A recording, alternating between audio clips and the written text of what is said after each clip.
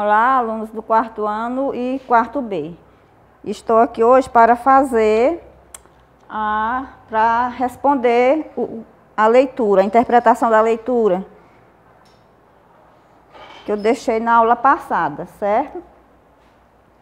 Aqui, ó, quarto ano A e B, professora Edileus, aula 6, certo? Que é para as duas turmas, quarto A e B. Vamos fazer aí a interpretação desse texto, do pão de queijo. Eu vou ler aqui novamente o texto, né, para vocês compreenderem melhor, para quando for responder a atividade. Os ingredientes são 2,5 xícaras de polvilho doce, meia xícara de polvilho azedo, 1 xícara de leite, 1 xícara de óleo, 1 xícara de queijo parmesão ou Minas, 3 ovos inteiros, 1 colher de chá de sal. O modo de preparar esse pão, tá aqui, como é que nós vamos preparar? Bata tudo no liquidificador, menos o queijo. Despeje tudo em uma vasilha e misture com o queijo já ralado. Leve ao forno em forminhas de pão, úmidas por 20 minutos. Aí está o texto. Agora nós vamos fazer a interpretação desse texto, certo? Quando vocês estiverem fazendo a interpretação, vocês tiram a foto e postam, que é para mim ver se realmente vocês estão respondendo às atividades. Então aqui, a primeira questão. Essa receita serve para... Nós temos aqui a letra A, B e C. A letra A, orientar o preparo de alimentos, né? A letra B, inalar quais os conteúdos em um recipiente desse modo. A letra C, montar como se monta um brinquedo. Aí a resposta é a letra A. Aí nós temos a orientação, o preparo dos alimentos. Nós estamos falando aqui de alimento, né? Que é a receita desse pão. Então, é polvilho, é leite, é óleo, é queijo, sal, né? E os ovos, que são os ingredientes desse pão caseiro. Então, a resposta correta aqui será a letra A, certo? Coloque a resposta letra A. A segunda questão. Quais são as partes em que nossa receita está dividida, né? Início, letra A, início, meio e fim. Letra B, título, ingredientes e modo de preparo. Letra C, título, conteúdo e autor, né? O que é que nós podemos observar aí nessa receita, né? Ele está perguntando aí quais são as partes, como se divide essas partes aí do texto, né? Em meio, início, meio e fim. Título, ingredientes e modo de preparo. Nós temos aí, ó, preste atenção no texto, como é que nós temos. Nós temos os ingredientes, né?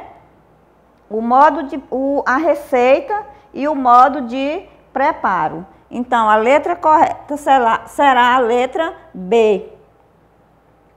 Nós temos aí, ó, o título, né?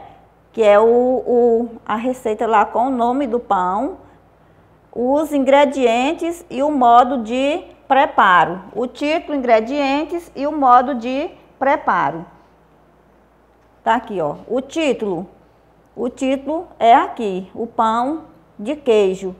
Os ingredientes são esses aqui. E o modo de preparo está aqui também. Então, a letra correta é a letra B.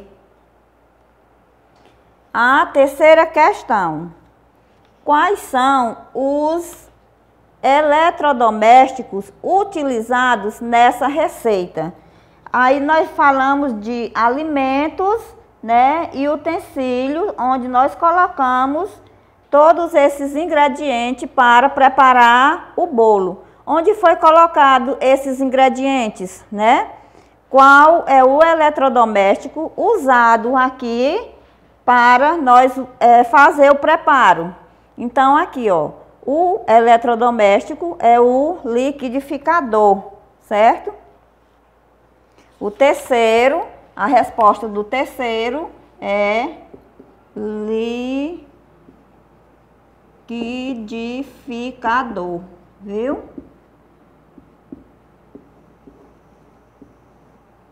Aí nós temos outros objetos também que nós precisamos, mas ele está perguntando apenas o eletrodoméstico, né? Aqui nós, ó, a vasilha é uma bacia onde você coloca os ingredientes para mexer, depois coloca no liquidificador.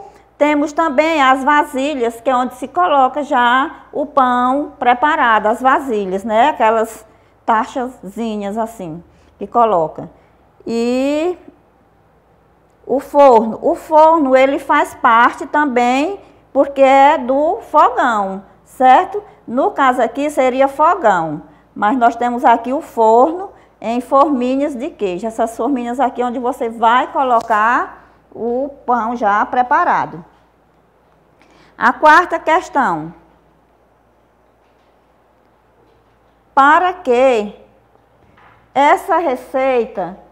Essa é uma receita que as crianças podem fazer sozinha, justifique sua resposta, né? Será se uma criança tem condição de fazer esse preparo desse pão de queijo sozinha, né? Aí vai depender da idade da criança, né? Se já for uma criança de 10 anos, uma criança muito esperta, que ela já está mexendo em alimentos, né? Ela tem condição de fazer esse pão caseiro, de preparar esse pão caseiro. A resposta aí fica a critério de vocês, tá certo? A quinta questão. Para que os números são utilizados em uma receita? O que acontece se uma receita não precisasse números, né? Para que é que serve esses números na receita, né? Nós podemos observar aqui que cada objeto, né, que é preparado o bolo, ele tem uma quantidade X, e essa quantidade ela é representada através de números. Então ele está perguntando para que é que serve esses números. Esses números eles servem para medir a quantidade de